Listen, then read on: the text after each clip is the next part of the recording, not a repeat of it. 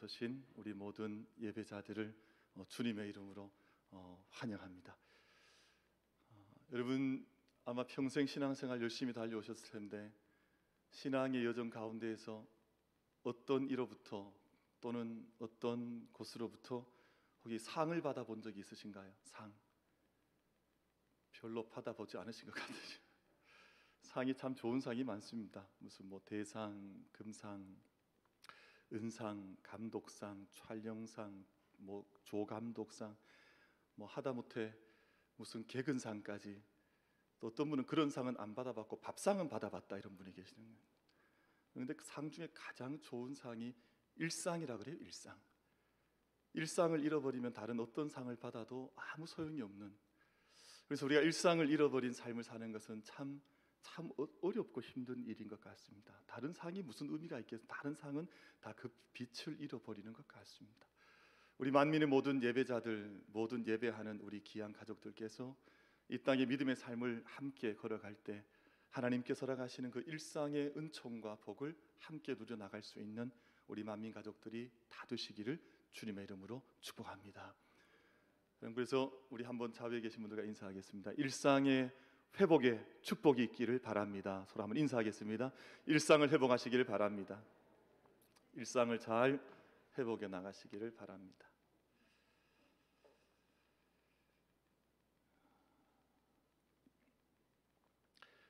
이태리 북부에 가면 밀라노라고 하는 아주 유서 깊은 역사적인 한 도시가 있습니다.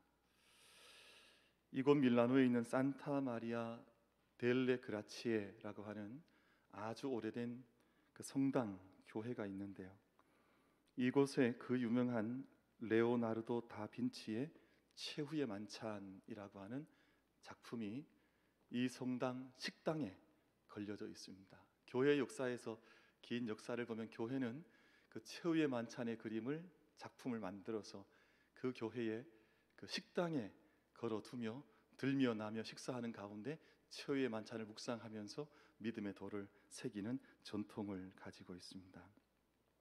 이 교회, 이 성당 역시 이 작품을 식당 벽면에 그려진 벽화에 자리를 두었는데, 그 작품이 그렇습니다. 아마 다 아실 터인데 예수님께서 중간에 자리를 잡고 계시고 좌우 쪽에 각 6명씩 12명의 제자들이 예수님을 중심으로 뭔가 저마다의 표정과 느낌으로 어떤 모양을 나타내고 있는 것이 바로 최후의 만찬이라고 하는 작품의 모습입니다.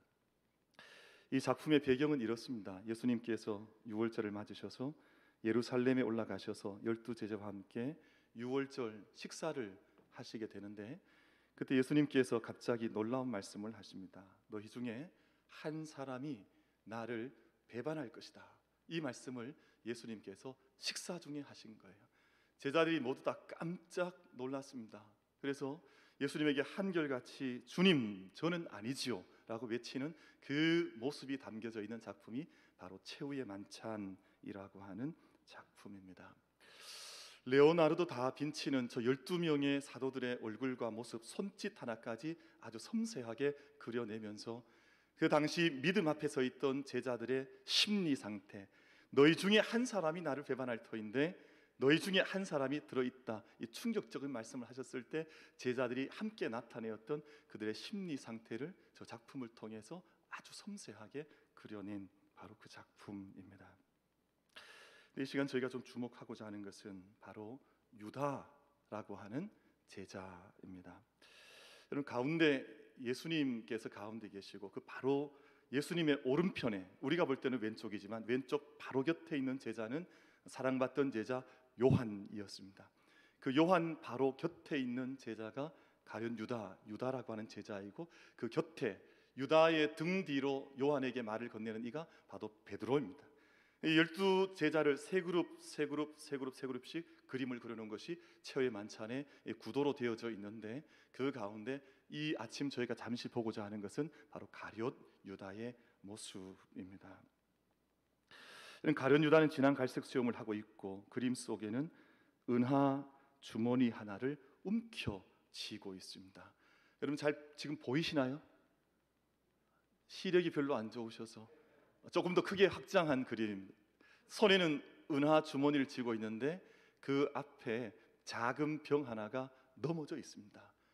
저 작은 병 하나가 무슨 병이냐 하면 바로 소금이 담겨져 있던 소금병을 가룟 유다가 넘어뜨리면서 자기 자신은 마치 이 일과는 아무런 관계가 없는 것처럼 예수님을 멀뚱하니 바라보고 있는 장면이 바로 저 작품 속에 그려져 있습니다. 여러분, 다빈치는 섬세하게 저 그림을 그려내면서 12제자의 심리와 12제자들의 마음을 표현해 내기를 원했고, 작은 손 안에 들려져 있던 금화 때문에 소금 넘어뜨리면서 소금을 쏟아버렸던 가룟 유다의 모습을 그려내기를 원했습니다. 여러분, 유다가 쏟아버렸던 소금은 그가 간직했어야 할 마음의 짠맛이었습니다.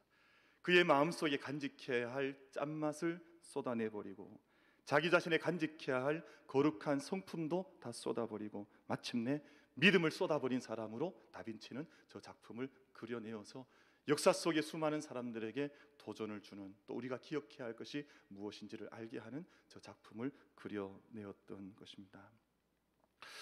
오늘부터 약 2달 어간에 걸쳐서 2월, 3월 2달 어간에 걸쳐서 디모데 전후서를 함께 읽어 나가며 말씀을 전하고 듣고자 합니다. 디모데 전후서는 매우 짧은 서신으로 되어 있긴 합니다만 교회가 무엇인지, 목회가 무엇인지, 함께 믿음 생활 한다는 것이 무엇인지 그 믿음에 대해서 매우 깊게 말씀을 전해주시고 있기 때문에 뿌리 깊은 믿음, 풍성한 삶을 한 해 동안 함께 부여잡고 나아가고자 하는 우리 만민 가족들에게 대단히 귀한 메시지로 이 말씀을 함께 받을 수 있을 것이라고 하는 소망과 기대하는 마음이 있습니다. 이런 디모데의 가장 큰 영적인 특징은 바로 믿음의 사람이었다는 것입니다. 디모데는 믿음의 사람이었습니다. 믿을 수 있는 사람이었습니다. 신실한 사람이었습니다. 가룟 유다는 소금통을 쏟아버리고 믿음을 쏟아버렸지만 그의 인생의 처음은 예수님을 열심히 따랐던 것 같았지만 끝내 소금을 쏟아버린 사람이 되었지만, 여러분, 디모데는 그렇지 않았습니다. 디모데 후서는 사도 바울께서, 믿음의 아버지였던 사도 바울이 인생의 마지막 시간에 이제 생명의 경각이 달려있는 그 시간에 썼던 편지가 디모데 후서인데요, 마지막 구절까지 사도 바울은 디모데를 찾습니다. 디모데야, 빨리 나에게 네가 다가오기를 원한다. 여러분, 마지막 시간에 찾을 수 있는 사람, 하나님께서 마지막 때에 찾을 수 있는 교회, 우리 하나님께서 우리가 지금 세상 모든 사람들 다 믿을 수 없는데 마지막 내가 너를 믿는다고 하는 그 말씀을 들을 수 있었던 한 사람, 성경은 그 사람을 가리켜서 디모데라고 하는 이름으로 우리 가운데 그 이름을 들려주시고 있습니다. 사도 바울의 마지막 생애까지 사도 바울과 함께 복음의 모든 좋은 것을 함께 나누었던 믿음의 사람, 믿을 수 있는 사람, 바로 그 사람의 이름이 디모데라고 하는 이름이었습니다. 사도 바울과 디모데의 첫 만남은 사도행전에 기록이 되어져 있는데, 사도 바울의 2차 선교 여행 가운데 루스드라라고 하는 성에서 사도 바울과 그 나이 어렸던 디모데가 처음으로 만나게 되고, 그 이후에 가장 절친한 영적인 동역자가 되어서 일평생 믿음 안에서 함께 동역했던 두 사람의 모습이 성경 속에 증언되어져 있습니다. 제가 생각할 때는 참 행복했을 것 같습니다. 정말 행복했을 것 같습니다. 마지막까지 함께 길을 갈 수 있는, 복음의 모든 좋은 것을 함께 나눌 수 있는 믿음의 사람, 믿음의 교회를 만난다고 하는 것은 얼마나 큰 은총이요 복인지 모르겠는데, 사도 바울과 디모데는 바로 그러한 믿음의 삶을 함께 달려나갔던 믿음의 참 일꾼들이 되었으니 얼마나 행복했을까, 이 말씀 묵상하면서 마음속에 올라왔던 믿음의 생각이었습니다. 여러분, 그 이후로부터 사도 바울께서는 그의 선교사에게 생겨난 신생교회들을 방문해야 할 일들이 있을 때 즐겨 디모데를 파송했습니다. 내가 가지 않아도, 여러분, 옛날에 우리나라도 그런 게 제도가 있었죠. 왕이 직접 가지 않아도 암행어사를 보내면 암행어사가 그 땅을 다스릴 수 있었던 것처럼 마치 사도 바울이 그렇게 했습니다. 내가 개척했던 그 교회를 내가 가지 않아도 디모데가 그곳에 가서 얼마든지 그 교회를 돌보면 그가 그 교회를 품고 이끌어 가리라고 하는 믿음 때문에 데살로니가 교회에도, 고린도 교회에도, 빌립보 교회에도 사도 바울은 늘 디모데를 그 교회들에게 보내서 그 지역을 목회할 수 있도록 디모데를 파송했던 것이 성경 속에 기록이 되어져 있습니다. 그런 의미에서 디모데는 정말 귀한 목회자였고, 그럼 사도 바울은 디모데 전후서라는 편지를 통해서 교회와 목회 중심이 무엇인지를 믿음의 아들이었던 디모데에게 다시 한번 확인시켜 주기를 원했습니다. 그 사도 바울은 1장 2절 말씀에서, 디모데전서 1장 2절 말씀에서 믿음 안에서 참 아들 된 디모데에게 편지하노니 하나님 아버지와 그리스도 예수 우리 주께로부터 은혜와 긍휼과 평강이 내게 있을지어다 라는 말씀을 전하고 있습니다. 그러니까 믿음 안에서 참 아들 된 디모데, 그러니까 이 디모데에게는 바울은 믿음의 아버지였었고요, 바울에게는 디모데는 믿음 안에서 낳은 아들, 믿음의 아들, 지금도 믿을 수 있는 믿음의 세계를 함께 경주하는 그런 믿음의 아들이었으니 얼마나 감사하고 얼마나 기쁘며 얼마나 영광스러웠겠습니까? 그 관계가 아버지 바울과 아들 디모데 사이에서 믿음 안에서 낳은 아들이라고 하는 고백으로 흘러나갔던 것입니다. 여러분, 한국에서 우리 교수님들께서 글을 쓰실 때 정말 자기가 믿을 수 있는 제자는 공저자로 논문 같은데, 책 같은데 이름을 올려줍니다. 사실은 가만히 들여다보면 책을 막 그렇게 같이 쓰진 않았어요. 그런데 같은 저자급으로 올려주면서 그 제자를 사랑하는 표를 스승이 제자에게 내어주는 경우들이 있습니다. 그러면 정말 영광스럽죠. 위대한 선생님의 이름이 앞에 있는데 이 글은 이 제자가 함께 썼습니다. 이걸 공저자라 그래요. 근데 그 공저자 이름이 올라가면 얼마나 가슴 벅찬 감격이겠어요. 얼마나 깊은 은혜겠어요. 정말 제자들, 보통 학문의 세계에 있는 사람들한테는 이것보다 더 큰 은혜가 없거든요. 내가 이 선생님의 이름에 같이 이름을 올렸다, 뭐 그런 것이잖아요. 근데 사도 바울께서는 사도 서신을 쓸 때마다 그 이름 끝에 데살로니가 서신에도, 그리고 빌립보 서신에도, 고린도 서신에도 늘 끝에 이 편지를 나는 디모데와 함께 이 편지를 쓴다, 그 말씀을 하고 있거든요. 그러니까 디모데가 사도 바울에게 얼마나 큰 신임을 받았는지, 얼마나 큰 믿음의 사람이었는지 우리 이런 과정을 통해서 깊게 우리가 생각해 볼 수가 있습니다. 이렇게 사도 바울은 디모데에게 믿음에 대한 이야기를 들려주고 있는데요. 그래서 이 아침 저희가 세 가지 말씀을 기억하면서 저희가 정말 믿음의 사람으로 내 자신을 세우는 길과 또 믿음의 교회를 세워나가는 길을 잠시 묵상해 보려고 합니다. 그럼 첫 번째, 사도 바울께서는 디모데 전서 1장에서 사도 바울이 믿음 안에서 참 아들 된 디모데, 이 아들에게 바른 믿음을 강조하고 있습니다. 저는 바른 믿음을 이야기하는 것은 참 별스럽지 않은 일 같습니다. 다 바른 믿음, 내가 믿음을 살고 있는데 나는 바른 믿음이 아니냐, 그렇게 생각할지도 모르지만 우리가 평생 달려가면서 우리 만민 식구들께서 질문하셔야 할 질문 한 가지가 있다면, 하나님, 제가 가지고 있는 믿음은 다른 믿음입니까? 아니면 바른 믿음입니까? 이 질문을 계속해서 던지셔야 합니다. 여러분, 왜냐하면 이 땅에 이단들이 많은데요, 이단이 달을 이자 끝 단자거든요. 끝이 다르단 말이에요. 여러분, 모든 믿음의 사람이 처음부터 잘못되지는 않습니다. 처음 받았던 믿음이 얼마나 순수하고 얼마나 좋았던지 몰라요. 근데 그 믿음이 시간이 갈수록 빛이 바래지는 거예요. 다른 믿음, 다른 빛, 다른 것으로 그 믿음이 변색된다니까요. 그 믿음이 달라진다니까요. 그 믿음이 자꾸만 각도가 어긋나진다니까요. 그래서 사도 바울께 지금 이야기하고 있는 것은, 아들 디모데야, 내 믿음 안에서 나오는 참 내 아들 디모데야, 너의 믿음은, 네가 섬기는 공동체의 교회는 다른 믿음이 아니라 바른 믿음으로 끝까지 달려갈 수 있도록 그 믿음을 너는 견지하기를 원한다. 사도 바울께서 그 편지를 디모데전서 1장에서 지금 디모데에게 쓰고 있는 것입니다. 그래서 여러분, 우리가 읽지는 않으셨을 것 같습니다만 우리 1장 5절 말씀 보면 이렇게 기록이 되어져 있습니다. 제가 좀 짧게만 읽어보겠습니다. 이 교훈의 목적은 청결한 마음과 선한 양심과 거짓이 없는 믿음에서 나오는 사랑이거늘, 이렇게 말씀을 해요. 여기서 교훈은 복음이거든요. 이 복음의 목적은 청결한 마음과 선한 양심과 거짓이 없는 믿음에서 나오는 사랑이거든. 많은 사람들이 다른 율법, 다른 복음, 다른 믿음을 살면서 이게 바른 믿음이라고 생각하며 살아가는 사람들이 이 땅에 너무나 많다는 거예요. 그래서 디모데전서 1장 말씀에서는 이 복음을 변화하여서 율법으로 바뀐다는 거예요. 여러분, 율법의 선생이 있고 복음의 선생이 있는데 사도 바울께서는 디모데에게 이 땅에 있는 율법의 선생들을 경계하면서 너는 참된 복음의 스승이 되어서 다른 이들에게 본이 될 수 있는 그 믿음의 삶을 너는 경주하는 것이 합당하다, 그렇게 말씀을 첫 번째 1장에서 사도 바울께 디모데에게 바른 믿음에 대하여서 들려주시고 있는 것입니다. 저는 우리 교회 주변에 있는 많은 기관들이 있는데 이렇게 경찰서도 하나가 있고 또 조금 멀리 가면 무슨 법원도 있고 뭐 이런 기관들, 검찰청도 있고 뭐 이것이 이렇게 있는 것이 때로는 좋다는 생각할 때가 있습니다. 여러분, 율법이라고 하는 것은요, 칼빈 선생님께서 말씀하시기를 율법에는 세 가지 사용이 있는데 두 번째 사용 가운데 율법의 제2 사용이죠. 이걸 그렇게 두 번째 사용법이라고 하는데, 이것은 잘못된 범죄하는 자들을 위해서 징계하고 가르치고 깨닫게 하는 율법의 3 사용 가운데 두 번째 사용법이 있다는 것을 사도 바울 칼빈 선생님께서 말씀을 하셨습니다.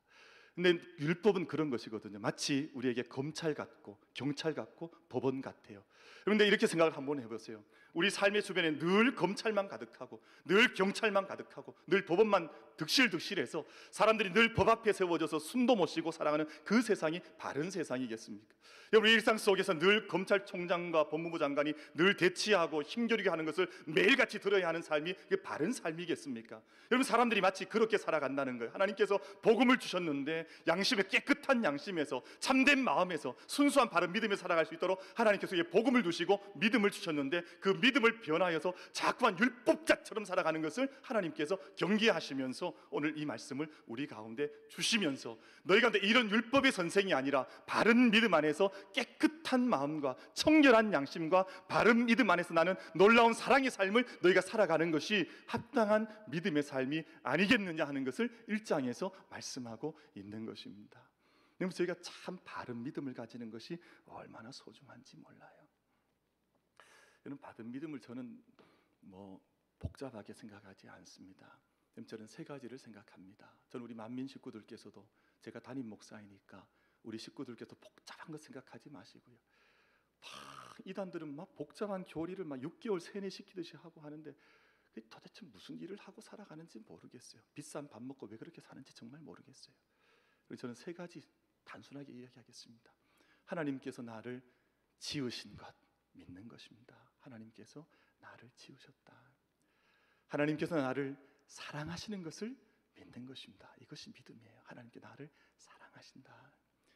그리고 하나님께서 지금도 나와 함께 동행하시면서 내 모든 삶을 경영하시고 섭리하신다. 이것을 믿는 거예요. 세상 사람들이 자꾸 네 도대체 뭐 믿고 살아가냐? 그거 믿지 말고 네 주먹을 믿어라, 이런 말 해도 나는 믿는 바가 있다.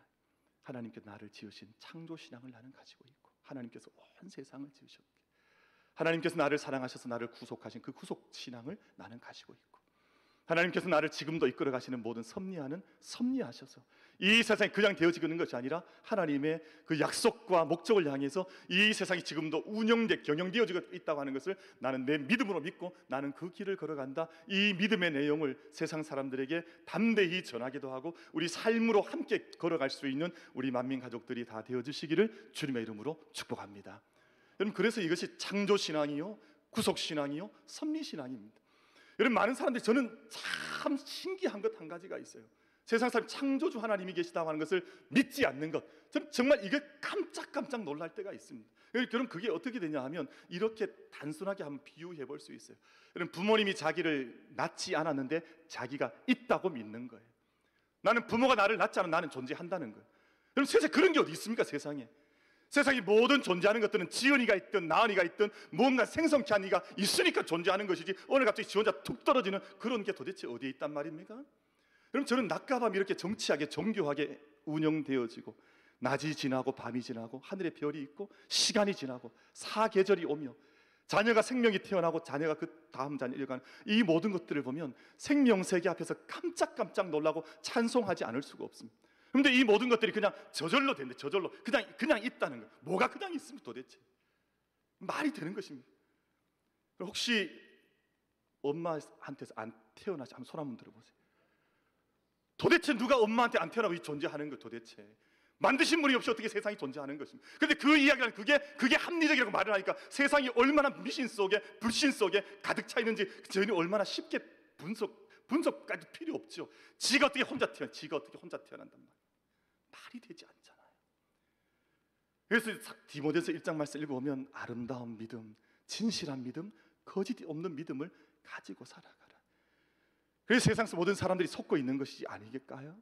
내가 홀로 있는 것처럼 살아가는 세상. 그러니까 교만하고 이기적이며 자기밖에 알지 못하는 어둠 속에 세상이 빠져들어가는 거잖아요. 여러분, 우리 만민 가족들은 하나님께서 나를 사랑하시고 하나님께서 나를 지으시고 나를 구속하시고 구원하셨다고 하는 섭리하신다는 그 믿음을 늘 고백하면서 아름다운 믿음의 삶을 함께 경주해 나가는 우리 모든 가족들이 다 되어 주시기를 주님의 이름으로 축복합니다. 여러분, 우리가 바른 믿음에 서 있을 때 예수 그리스도를 믿는 그 믿음 안에서 은혜가 넘쳐나게 돼요. 여러분, 이 싸움을 하는 것이거든요. 세상은 계속해서 우리를 메마르게 하고, 그러나 우리는 끊임없이 더 깊은 믿음의 뿌리를 내리면서 그 믿음의 뿌리 안에서 더 풍성한 은혜의 삶을 살기 위해서 노력하는 것이 선한 싸움이라는 것을 사도 바울은 끊임없이 강조했습니다. 그래서 마지막 임종의 순간 나는 선한 싸움을 싸우고 나의 달려갈 길을 마치고 믿음을 지켰다. 이 사도 바울의 마지막 고백 아니겠어요? 정말 큰 믿음의 걸음을 걸어왔거든요. 저희들 강고하겠습니다만 지난 금요일에 우리 정칠구 집사님 따님인 우리 가영이가 하나님 부름을 받았습니다. 그래서 이제 어제 장례를 하고 발인을 하고 돌아왔는데요. 가영이가 임종하기 바로 전날 밤에 오후에 제가 병원에 갔는데 어머니가 그렇게 물어요. 가영아, 너 친구들한테 복음 전했냐? 그랬더니 엄마 전했지. 그렇게 말을 하는 거예요.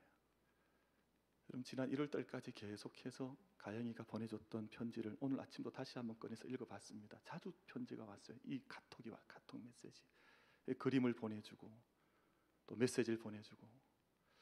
제가 나이는 37살 된 어린 아이지만 청년이지만 그 믿음의 그 고통 속에서도 하나님을 원망했던 적이 없습니다.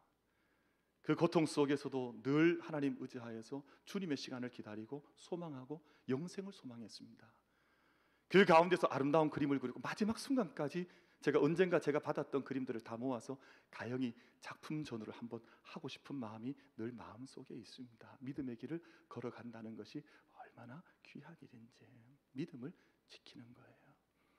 그래서 가면 참 유쾌했어요. 늘 밝았고 늘 기뻐했고 함께 예배하자고 하면 말씀 보기 위해서 힘을 다 쏟았고 그렇게 함께 걸어왔던 귀한 아이였습니다. 사랑하는 성도 여러분, 우리가 예수 그리스도를 믿는 믿음 안에서 세상 사람들 때 보는 것처럼 다 메말라 버리고 그저 갈등 일으키고 그저 정죄하고 나눠지고 서로 탓하면서 그렇게 살아가는 것이 믿음이 아니에요. 그래서 믿음 있는 바른 믿음이라고 하는 것은 우리가 예수 그리스도께 뿌리를 깊이 내려서 내 생명 앞에 육신의 생명의 경각이 내 앞에 온다 할지라도 하나님의 은혜를 넘치도록 누리며 살아갈 수 있는 그 삶의 믿음을 함께 걸어가는 것, 그것으로 사도 바울께서 디모데에게 강조를 하셔서 말씀을 들려주고 있는 것이죠. 14절 말씀이에요. 우리 주의 은혜가 그리스도 예수 안에 있는 믿음과 사랑과 함께 넘치도록 풍성하였도다. 이게 믿음의 세계예요. 우리가 믿는 믿음 안에서, 우리 사랑 안에서 예수 그리스도의 은혜가 내 삶 가운데 넘치도록 삶을 살아가는 것, 이것이 하나님 앞에서 믿음의 세계인데 요즘 많은 사람들이 이 믿음의 세계를 잘 살지 못해서 지난 주간에 우리 장로님께서, 제가 실명은 좀 고론하지, 실명 고론하겠, 우리 손영환 장로님께서 우리 카톡을 하나 내용을 보내주셨는데 어떤 내용인고 하니 그런 내용이었습니다. 사람들이 하도 서로 나쁜 말하고 이렇게 하니 하나님께서 마스크를 쓰게 하셨다는 거예요. 사람들이 하도 손으로 죄짓고 살아가니까 매일 소독약 다르게 하고 매일 손 씻게 하고 하나님 그렇게도 보여주셨다는 거예요. 하나님 사람들이 너무 싸우고 살아가니까 너네 그냥 떨어져 있어라, 거리두기 하셨다는 그거를 보내주셔서 제가 정말 많이 동의했습니다. 장로님, 정말 그렇지 않아요. 근데 이런 일을 겪으면서도 사람들이 믿음의 삶을 살아내지 못하면 정말 소망이 없는 것 아니겠어요? 그저 이 일 때문에 서로 정죄하고 비판하고 그 세상 정치권에 사는 이야기죠. 믿음의 세계를 살아가는 하나님의 사람들은 이런 일 지나갈 때 정말 우리가 믿음으로, 하나님의 사랑으로 은혜가 넘치도록 하는 그 삶을 함께 경주해 나가는 우리 만민 가족들, 우리 모든 믿음의 평생의 삶의 여정이 되어지기를 주님의 이름으로 축복합니다. 우리 믿음의 사람들이 걸어가야 할 길의 과정이 아니겠습니까? 처음 코로나가 이제 발생했을 때 참 흥미로운 일들이 있었습니다. 이것을 주목했던 사람들이 있었는데, 이 질병관리본부에서 중앙의료원에 입원했던 2번 환자, 1번 환자는 중국 사람이었었고요. 2번 환자는 우리 국내 우리 국민이었는데, 격리치료를 받은 지 13일 만에 퇴원을 했다. 이 발표가 이제 중대본에서 있었습니다. 중앙의료원에서 이제 발표를 했습니다. 근데 궁금한 게 뭐냐 하면, 당시만 해도 신종 바이러스가 뭔지도 몰랐습니다. 이게 도대체 무슨 병인지, 도대체 어떤 바이러스인지 잘 알지도 못할 때 이제 그 초창기였었거든요. 근데 그때는 뭐 백신도 없습니다. 백신도 없고 또 치료제도 없고 한데 13일 만에 나았다는 거예요. 기자들이 궁금할 거다. 도대체 무슨 약을 써서 도대체 나았냐. 그때 막 여러 가지 설이 많았어요. 에이즈 약을 써서 낫기도 하고, 우리 평소 쓰던 좋은 약들은 다 먹이기도 하고, 뭐 별 이야기들이 많아. 어쨌든 그 참 이 정체를 알 수 없는 병에서 13일 만에 2번 환자가 퇴원을 한 거니까. 그래서 기자들이 질문했는데 그 중앙의료원 직원이 답변하기를 뭐라고 답변했냐 하면, 자연적으로 치료되었습니다. 이 얘기를 한 거예요. 도대체 자연적으로 치료됐다는 말이 뭐냐? 이 정체를 알 수 없는 큰 병이 있음에도 불구하고 어떻게 자연적으로 치유가 되냐?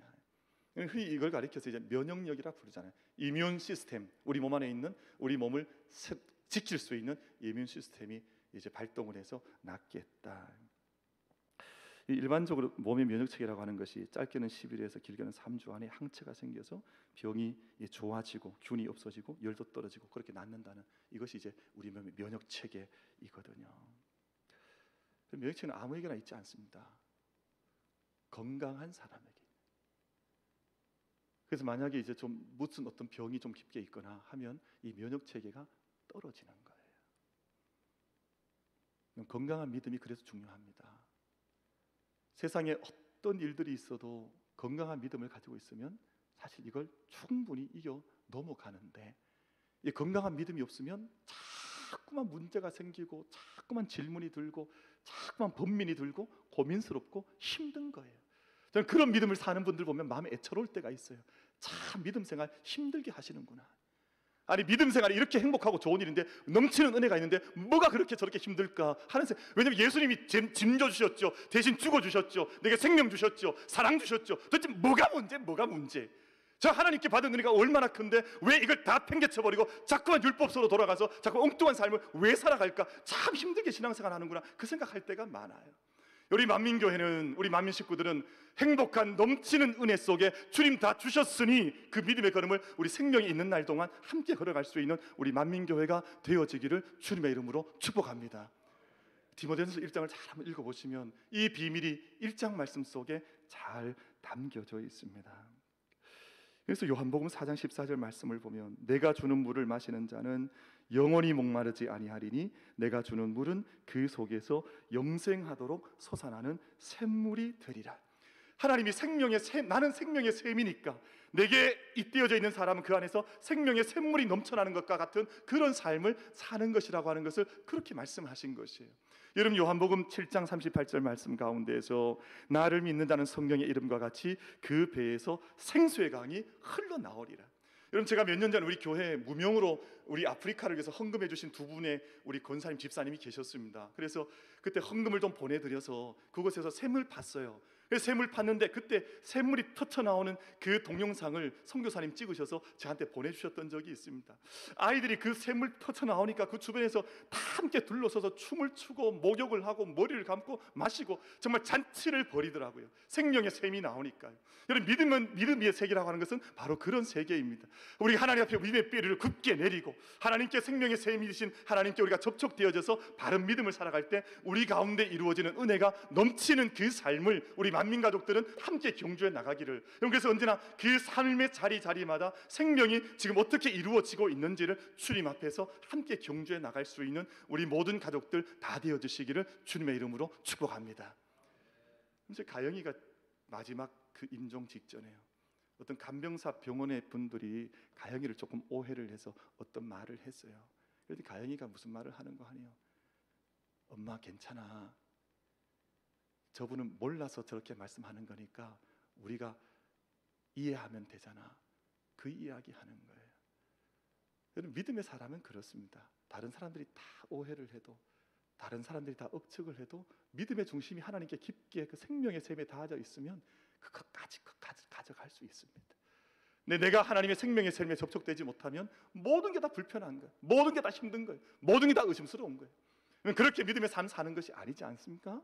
여러분, 저희들 오늘 안에 믿음과 사랑 가운데서 예수 그리스도의 은혜가 넘쳤다 하시는데, 여러분, 원래 우리 이제 이번 주간에 명절도 있고 설도 있습니다.